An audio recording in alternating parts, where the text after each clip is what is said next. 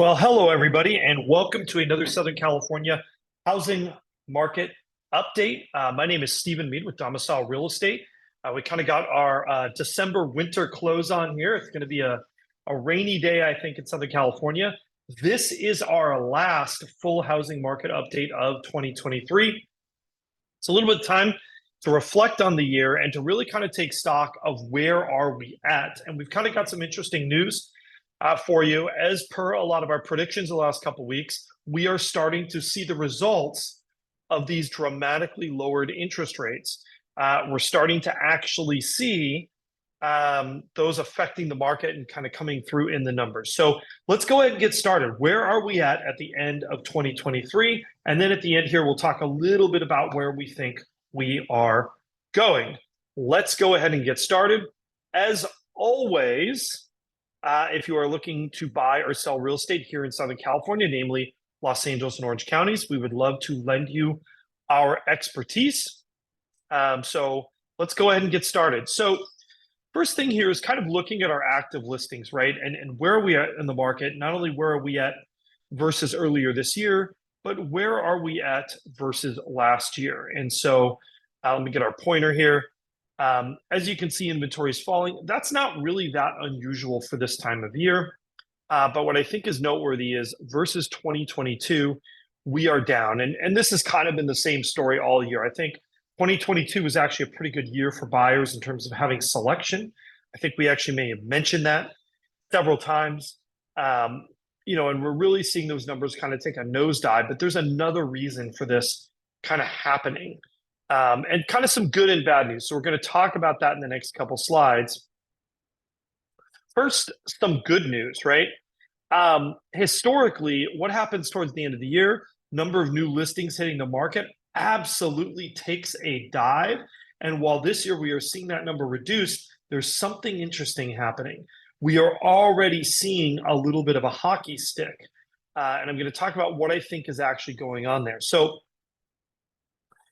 I think we have kind of an unusual situation heading into 2024. I think we have a lot of pent up demand from people who may have bought a condo a few years ago. They have equity, but the problem is they also have a very low mortgage rate, and that makes it very hard to move. I think with these rate reductions, that is changing that fundamental calculation for a lot of would-be move-up buyers, and they're actually thinking of putting these under $1 million properties on the market. And look at what is happening. We are seeing exactly that. In the number of new listings is actually going up in the last 2 weeks of December. That is pretty unheard of, really historically. And even in our 1 to 2 million category, look at this. It normally takes a nosedive. It's already pulling out of that nosedive, and we're only on the 19th of December. If you notice here, we didn't really pull out until the new year, right, when new listings hit the market. So I think it's interesting. We're starting to see that result early. Like I said, I think this is an indication of some changing consumer behavior. And if we look at the new escrows, this is the part that maybe is not such great news for those hoping to not have such a tight market. That is already hockey sticked wildly, right? As we watch this completely rebound.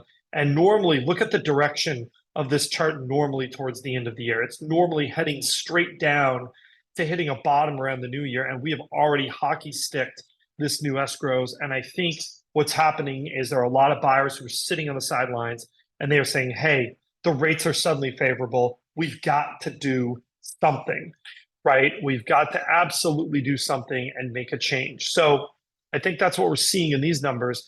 And our absorption rates, this really reflects that we've kind of seen this as being a little bit of a building issue towards the end of the year. Now they're rising up.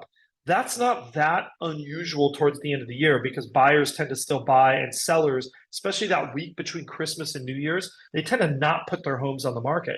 This year may actually be an exception to that rule. The buyers are definitely out there in full swing, and that's what's producing these absorption numbers towards 100%, meaning for every home that comes onto the market in the last 2 weeks, one has gone off the market and found a buyer. I mean, I think that's pretty incredible. And I think this is more than just a holiday blip. I think really this is a fundamental shift in the market, which has happened in the last few weeks. If we take a look at our closed prices, this one, I think, remember, this data is 4 to 6 weeks old. So you have to bear that in mind and understand this is a snapshot of where the market was 4 to 6 weeks ago, right? And it was heading into a typically soft kind of December, right? That Thanksgiving era, that's typically a soft time of year. I think these are going to reverse around, give them a couple of weeks. You're going to see what's actually going on in the market. We are hearing about multiple offers, right? Again, multiple offers a week before Christmas. Just think about that, folks. That kind of tells you what state the market is at. It means if you are a seller, you should be thinking about preparing for next spring. And if you're a buyer, I don't know who's telling you to wait, but it's bad advice right now. I don't see your situation getting any better in the next 6 months. Now, if we look at our kind of our secondary measure, right, of market competitiveness, remember, down, lower numbers equal more competitive market. Look at this dramatic change, right? We were kind of heading up towards the end of the year, indicating a softer and softer market. And boy, did we do a 180 and change directions quickly, heading into a more competitive market. Again, this is starting to look like our level of competition. Gosh darn, back in September, end of summer level of competition, or kind of in that early spring level of competition. So not quite the heat of it, but gosh, this makes me wonder what January is going to look like. And then if we look at our close to list ratio, hovering right around 100%, I think you're going to see this, again, is based on data that is 4 to 6 weeks old. You watch, this number will be back up here probably by our next update. We're going to see it over list price again. That's what we're hearing out in the field. That's what we're seeing, and that is my expectation. If we look at our days on market, this is another one that's kind of interesting. Look at where we are versus last year. We're way lower. It's been steadily heading up for under $1 million, but even that's leveling out. And look at what's happened up here, kind of a rather dramatic rise and reversal, right, in this $1 to $2 million category. I mean, things went up, and now that days on market is coming back down, again, indicating a more competitive market. I'm going to go off share here for a second. We use multiple data points for the same thing, and it might seem like it's repetitive, but it really isn't, right? Because what this does is it increases our confidence level in the data that we're receiving and in the indications that we're seeing.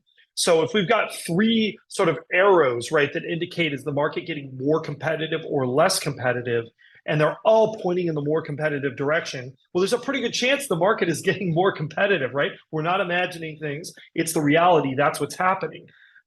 So when we see kind of this level of data, I mean, this is really a clear indication of what's happening. And, we titled this video, going back to May, and there's a reason why we're called it that.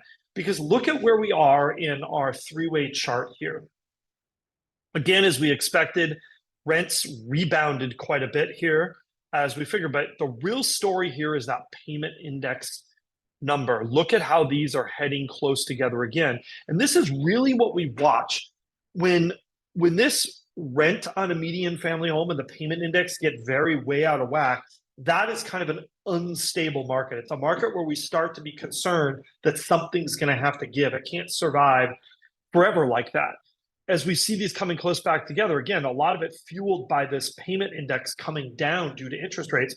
Look at where this number is. This is back where we were, maybe back where we were in May of this year. So if you're a buyer out there, this is really winding back to the clock of affordability. You can afford what you could afford back in May of this year. So if you feel like you missed your chance, don't hesitate, right? I mean, now is your chance to kind of go backwards. We don't get that very often in the housing market to see these numbers come down.